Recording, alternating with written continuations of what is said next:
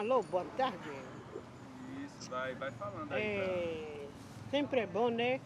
A gente aprender as atividades, uma moradeira de rua. E elas me acompanharam e através dessa acompanhar, elas gostaram do meu trabalho, da minha arte.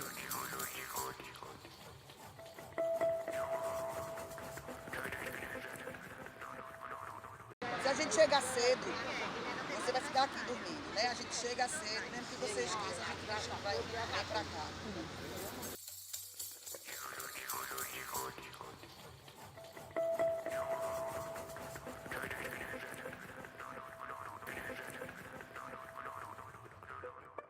Naquele momento, eu percebi que a gente precisava andar com ele, segurar na mão dele, porque ele estava precisando da gente.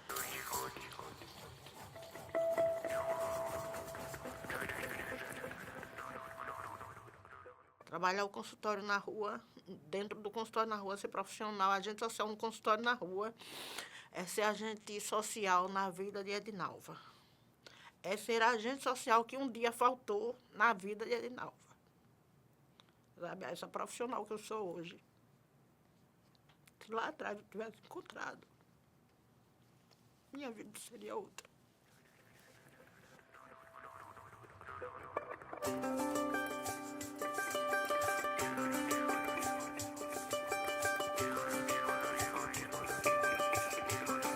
Na rua, o melhor é isso, é você sentar, é você atender, é você ver que aquela pessoa é igual a você, igualzinha a você.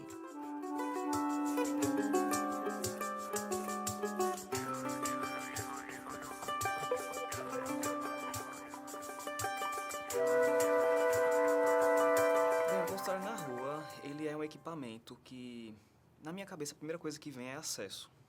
É garantia de acesso à saúde da população em situação de rua. E chega a ser até uma reparação histórica também do Estado, né? Porque é uma população que, desde o processo de urbanização, né, desde o processo de expansão das grandes cidades, é uma população que existe, né? São muitas pessoas que advêm do processo da escravidão no Brasil, pessoas que foram excluídas socialmente, né, do processo de expansão mesmo, né, das grandes cidades. Então, o consultório na rua ele é um equipamento de saúde para garantir acesso ao direito dessa população. Então, a primeira coisa que vem na minha cabeça de explicar para as pessoas o que é o consultório na rua é a garantia de acesso e a reparação do Estado ao direito mínimo que é de todos nós, que é a saúde. Eu entendo o consultório na rua como a ideia de um acesso universal.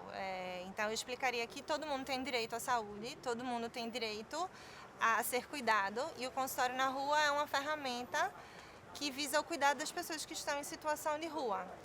E quando eu falo cuidado, é o cuidado da forma mais integral possível. São todos os tipos de cuidado. A mim, obviamente, cabe o cuidado à saúde, enquanto médica. Então, o que eu faria dentro de uma unidade de saúde, eu faço com as pessoas em situação de rua, mas no território onde elas estão. A atenção primária e o consultório na rua tá aqui para ofertar cuidado. Você vai decidir quando, mas eu não vou lhe desligar. E eu tô aqui para o momento que você decidir ser cuidado. Eu acho que isso é a atenção primária, eu acho que isso é o consultório na rua. E o consultório na rua vem para jogar isso na nossa cara todos os dias. De lidar com nossas frustrações, de acreditar no potencial do outro e entender a beleza do que é trabalhar a saúde dessa forma coletiva e ampla. Olha lá! Olha lá! O que é aquilo que vem ali? É um trem? É um avião? Não! É uma van trazendo SUS na estação. Nas ruas, nas praças, estamos sempre por onde você passa. Ontem estava ali, mas hoje está aqui. Amanhã está por lá, mas hoje está por cá. Conhecendo e acolhendo sem distinguir. Trazendo garantias de direitos, baciloscopia, teste rápido, curativo. Qual é o seu desejo? Consultório na rua em ação. Para a Pop Rua, trazendo SUS na estação. Olha que o preço é convidativo. Aproveite agora a carroça no Puro Vídeo.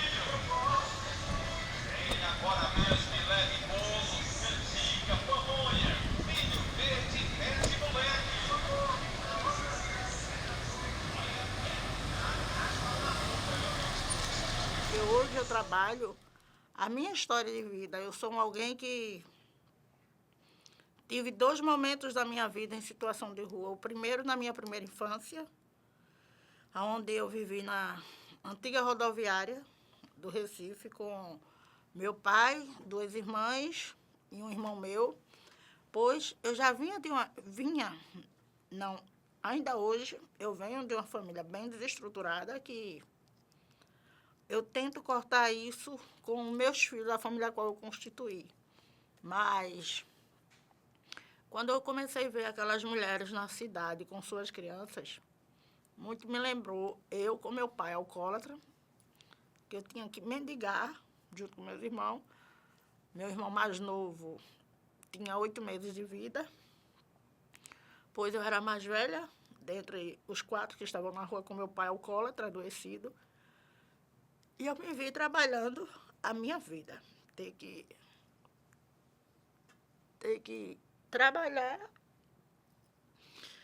fortalecer aquelas pessoas onde, na época que eu vivia naquele mesmo lugar, eu não tinha esse equipamento, a rede não pensava. Pois então, por que voltar a minha história mediante o meu trabalho quanto consultório na rua? Porque o que eu encontro na rua é a minha história de vida. Pois eu não teria outro lugar para estar trabalhando se não fosse consultório na rua. Eu não tinha como não pensar em um projeto de cuidado, uma política de cuidado para essas pessoas. Que na época, se existiam pessoas, na época da minha infância, da minha adolescência, se existiam pessoas que pensavam em mudar a vida daquelas outras pessoas que na década de 90, 80, 90, viviam em situação de rua, essas pessoas, elas não botavam a cara nas ruas, elas não se movimentavam. Eu acho que o maior desafio para mim foi a questão da aceitação. A questão de ser a primeira mulher trans, preta, travesti, né, de periferia, a fazer parte desse serviço, a fazer parte dessa construção, onde eu hoje me sinto totalmente contemplada, me sinto feliz, não só pelo trabalho, né, mas por vários momentos de construção e fazer parte dessa construção agora de 10 anos de consultório na rua. Isso para mim é um ganho enorme, onde a gente sabe que os nossos corpos, eles morrem todos os dias. Ser uma mulher travesti não é fácil, principalmente sendo negra, e trabalho com pessoas em situação de rua. Eu acho que para mim foi um maior ganho e um maior marco na minha vida, realmente. Eu vinha de uma fase assim, tanto quanto ruim, né, porque tinha perdido meu pai, né, num assalto e tal, e de repente me vi trabalhando no consultório em rua. Quando chego no consultório em rua, vi que tinha que trabalhar, né, com pessoas que, até o meu ponto de vista, a gente não sabia, né, quem eram aquelas pessoas, entendeu? Porque sempre víamos como pessoas do mal, pessoas que muitas vezes se achavam na minha mente que era assaltante. Eu disse, poxa, como é que perdi meu pai por um assaltante e vou trabalhar com esse tipo de pessoas? Mas aí, quando você passa, né, no dia a dia, a ter um vínculo com essas pessoas, você sabe que não é bem assim a história. E foi aí que passei a me identificar, né? Ter uma outra visão do morador de rua, uma outra visão daquelas pessoas que estão ali. Para mim foi uma coisa impactante. E estou aqui há 8 anos, né, nessa vivência de consultório na rua, e cada dia que se passa você vai se identificando, você vai se vinculando, certo? Aquelas pessoas que são nada mais pessoas que precisam de um cuidado maior. Tem amor para dar, tem muito cuidado, tem muita paciência comigo, com a manhã e com outras pessoas que estão ao redor de muitas conversas. A gente brinca, caçoa e tem amor para dividir, para dar, muita paciência e muita paciência que vocês têm com a gente e tem com outras pessoas que estão na rua. A gente precisa pensar que a gente tem Recifes dentro de Recife. E conseguir enxergar isso pode ser crucial para esses cuidados. Quando a gente enxerga que a RPA1 concentra muitas pessoas em situação de rua e destas, muitas pessoas com deficiência, e a gente ter um direcionamento diferente dos equipamentos que atendem Pauper Rua naquele território, isso é um investimento importante que a gente, enquanto política pública, precisa estruturar. Uma possibilidade de ter um atendimento num lugar mais privativo e que tenha acessibilidade para que aquelas pessoas entrem num consultório móvel. O único que me deu a mão ali, primeiramente, foi Deus. Segundamente, foi o consultório de rua, que me ajudou aí nessa caminhada aí. E agora estou aqui numa briga aqui, e todo mundo aqui do abrigo está me ajudando e é daqui para frente. Eu não quero recair mais não, que isso daí não é a vida de ninguém de viver na rua não. É muito sofrimento, só quem sabe é quem passa na rua. Eu sofri muito, eu sou uma pessoa que sou deficiente, mas eu aguentei muito, é porque eu sou uma pessoa que nunca baixei a cabeça, mas se eu baixasse a cabeça eu apanhava na rua. A gente percebe um capacitismo muito grande ainda existente, não só nos equipamentos, mas também na formação dos profissionais que estão integrando, né, aquele processo de trabalho. Então, há uma dificuldade ainda muito grande, que na verdade é uma questão que a gente precisa, para ontem, repensar no nosso processo de trabalho, né? Não falo só enquanto consultório na rua, mas eu falo enquanto todos os equipamentos existentes, né, voltados para o acesso a direito. A gente não está conseguindo garantir direito. Mas quando eu digo que a rua é movimento, é de ser a dinamicidade da rua. Para essa pessoa que é idosa e está em situação de rua, o movimento dela é diferente. É movimento, mas é outro movimento. É lento, né? É difícil. É um movimento de muita paciência, porque, por exemplo, essa pessoa ela quer muito sair da rua. Chegou num momento que ela já não aguenta mais. Já tem mais de 60 anos, já disse, não, meu corpo não aguenta. Não aguenta mais a rua, né? Se a pessoa idosa sofre todo um preconceito na sociedade, uma mulher idosa, em situação de rua e com uma deficiência, ela se sente o quê na rua, né? Minhas queridas mesmo não conhecendo muitas, algumas me conhecem, inclusive na rua tem mulheres da época em que eu era da FEBEM, ainda existem na rua, me topo com elas, dentro do Distrito 1. Mas mulheres, o que eu tenho para dizer para vocês, mulheres cis, mulheres trans, travestis, todas, somos corpos femininos, merecemos respeito. Na rua estamos expostos, mas na rua não somos lixos, nem somos bichos. Quando eu entrei no consultório de rua, porque antes eu fui do de rua, eu entrei como menino, entrei como equipe de teatro e eu comecei a querer transicionar. E nessa minha transição eu ficava me perguntando, poxa, será que eu ser trans, eu vou continuar trabalhando? Será que eu ser trans, as pessoas vão me respeitar? Minha mãe vai aceitar, os meus companheiros vão aceitar, a sociedade, a comunidade. Eu pensava nessa transição, eu pensava em mim, mas eu pensava também no que vinha acontecer depois. Quando a gente começa a fazer o cadastro individual, ele vem com muitas perguntas. E como ele não é um negócio que você cadastrou e parou, né? Você sempre pode ficar atualizando. Então, tem coisas que a gente não pergunta naquele primeiro momento. Por quê? Eu me lembro como se fosse hoje, eu fazendo uma pergunta a um rapaz. E eu tenho raça cor. E ele era bem negro, negro mesmo. Aí eu disse, você se declara que cor? Ele disse, bota aí cor de chocolate. Aí eu disse, mas não existe. Aí eu botei, né? Pardo, amarelo, branco, pá. Aí ele disse, veja, eu sou negro. A polícia passa aqui e me bate quando eu estou usando droga. As pessoas, quando passam junto de mim, botam uma bolsa do lado e passam muito rápido pensando que eu vou roubar. Ou seja, até para eu me identificar na situação que eu estou como negro é muito difícil, porque o preconceito é tão grande que o senhor nem imagina.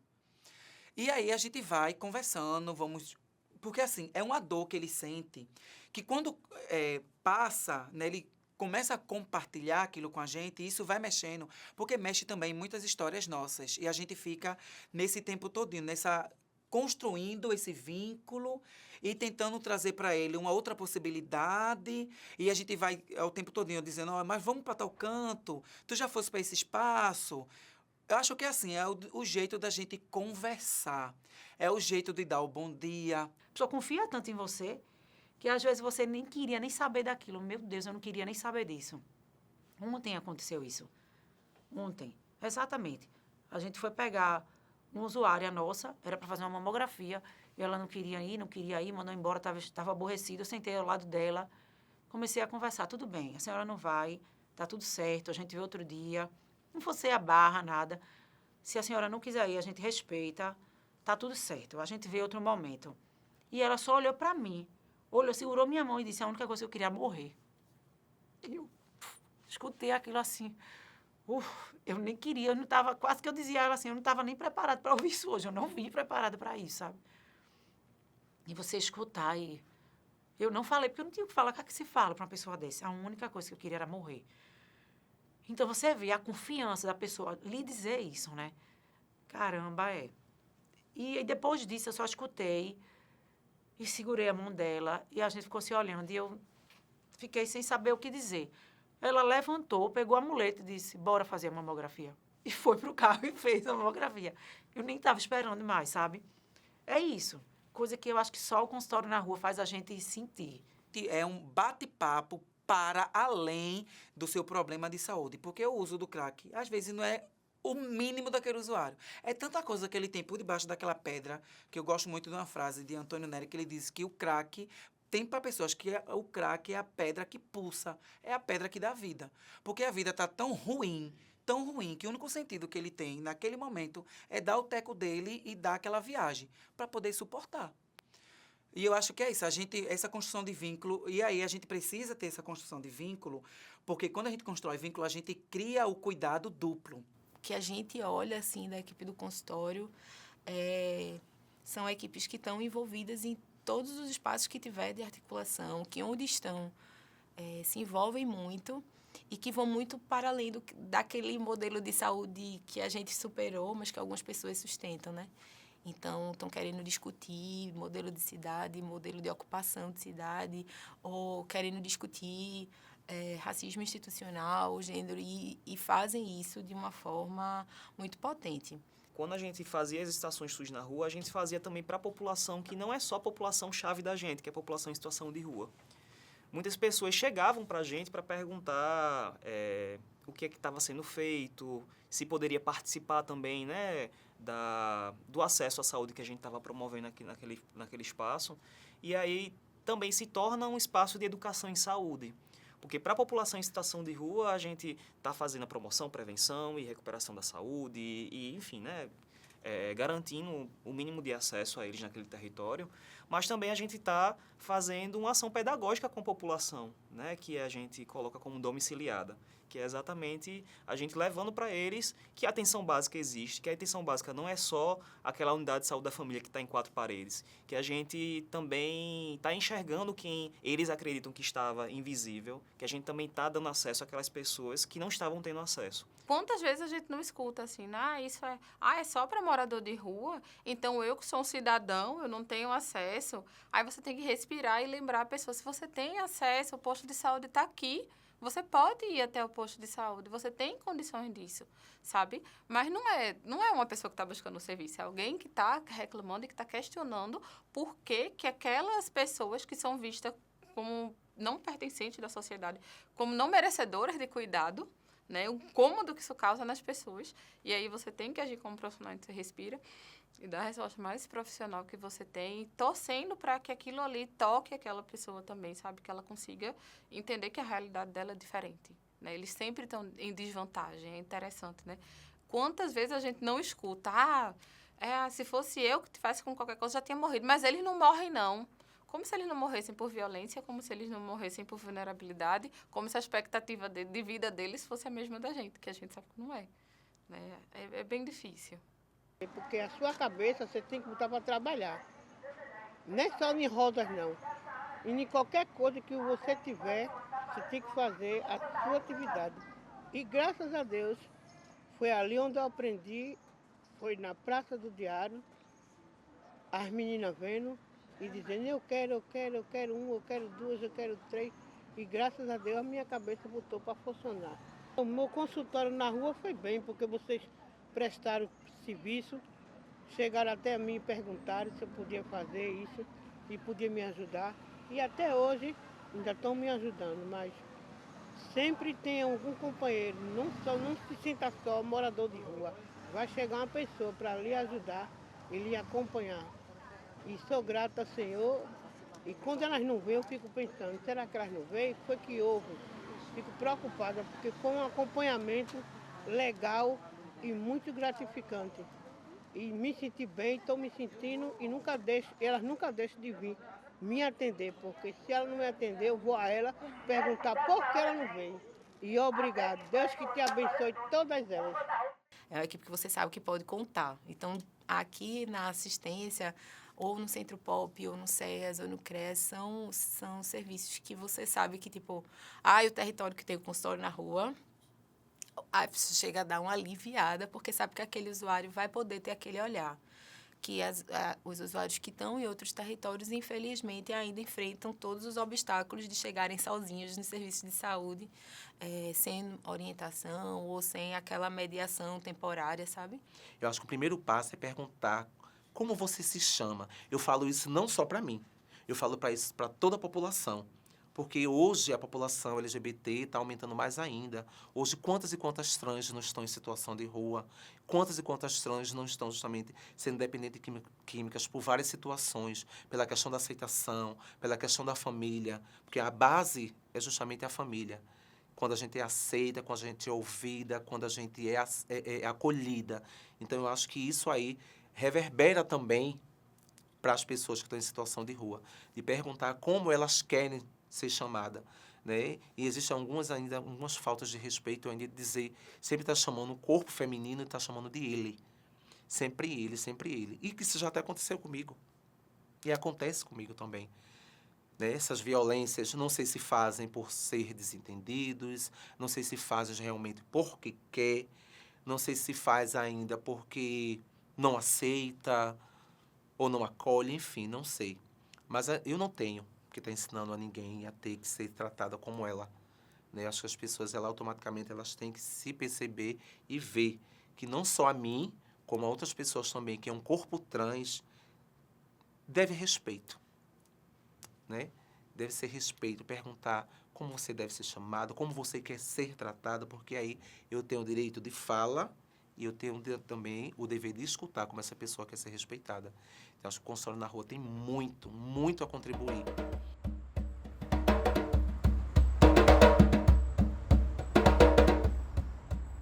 A gente trabalhava de manhã, de tarde, de noite, de madrugada para vacinar a galera, né? Então foi bem difícil.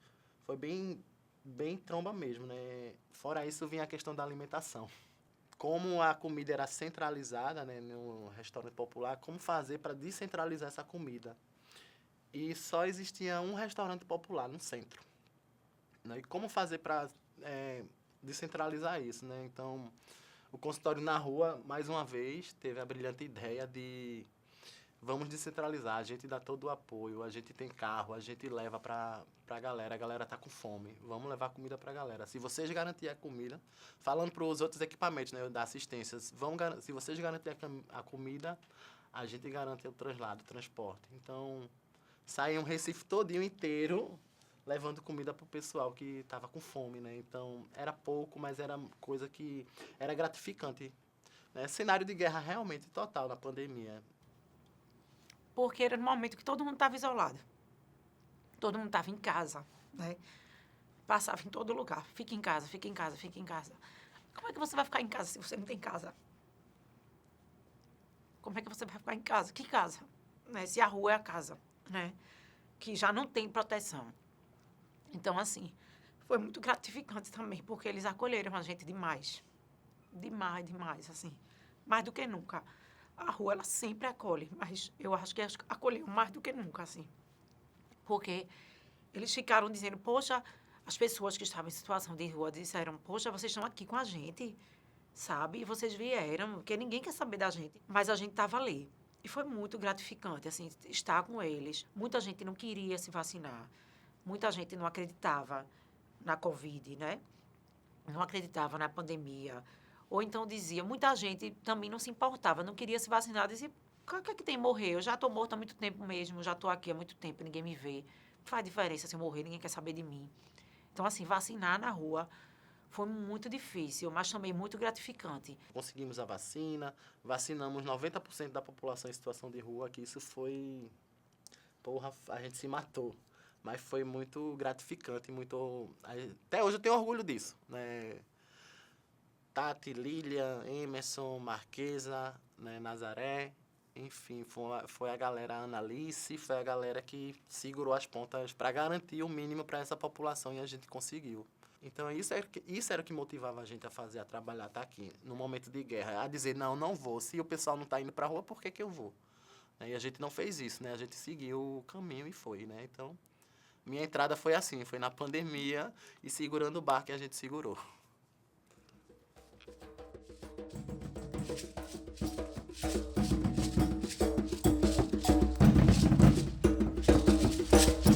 E às vezes eu me perguntava até que ponto essas pessoas são invisíveis para a gente, para todos, e diante do que estou tendo contato, elas eram invisíveis sim, né? Diante da história dessas pessoas que a gente está podendo ter contato, diante das dificuldades, do que elas relatam, né? Então, para mim, mudou toda a minha visão, né? Não que a gente seja, não estou dizendo que existe uma insensibilidade, mas sim uma forma de olhar aquela história de uma forma diferente.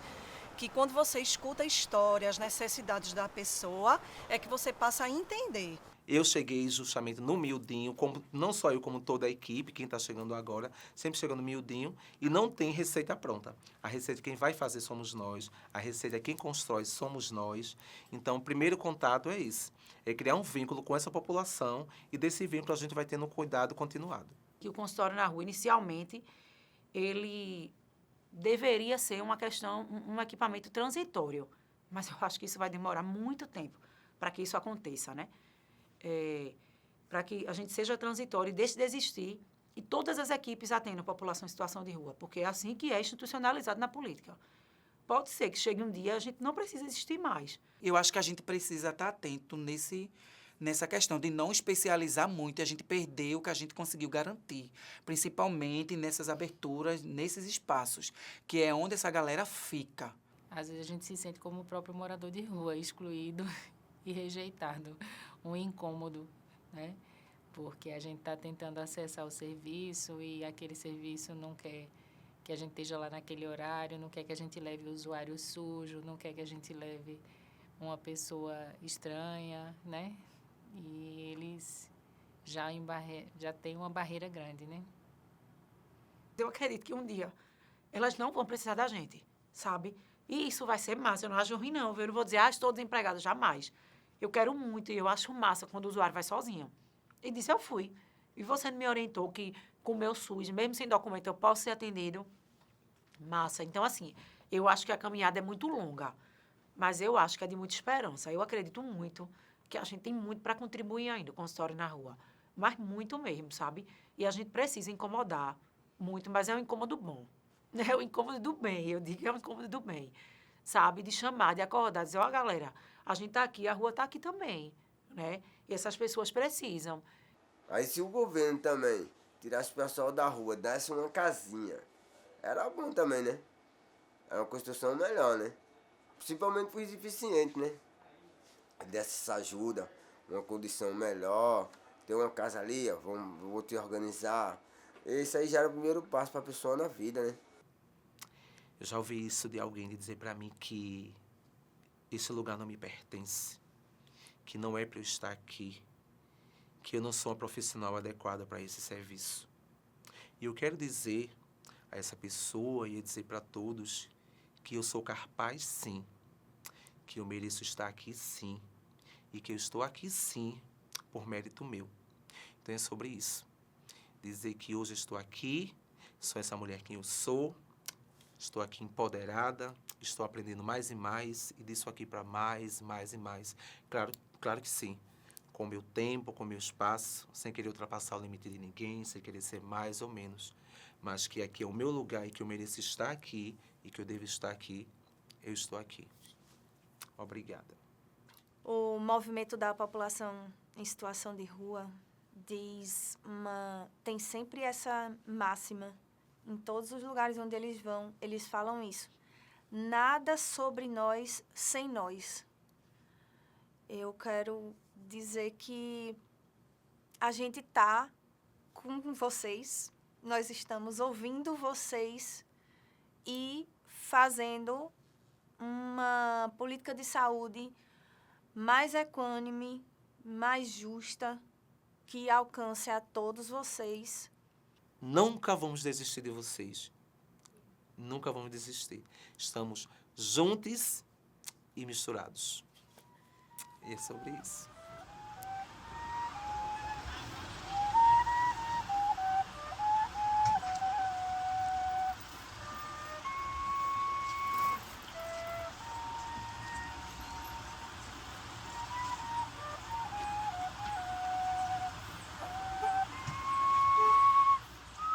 Não é uma questão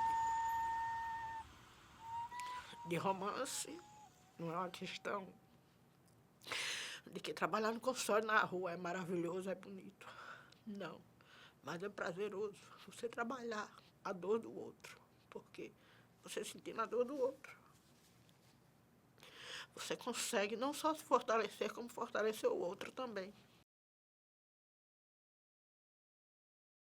A rua, ela nos lembra que o tempo não corre quando a gente está com pressa.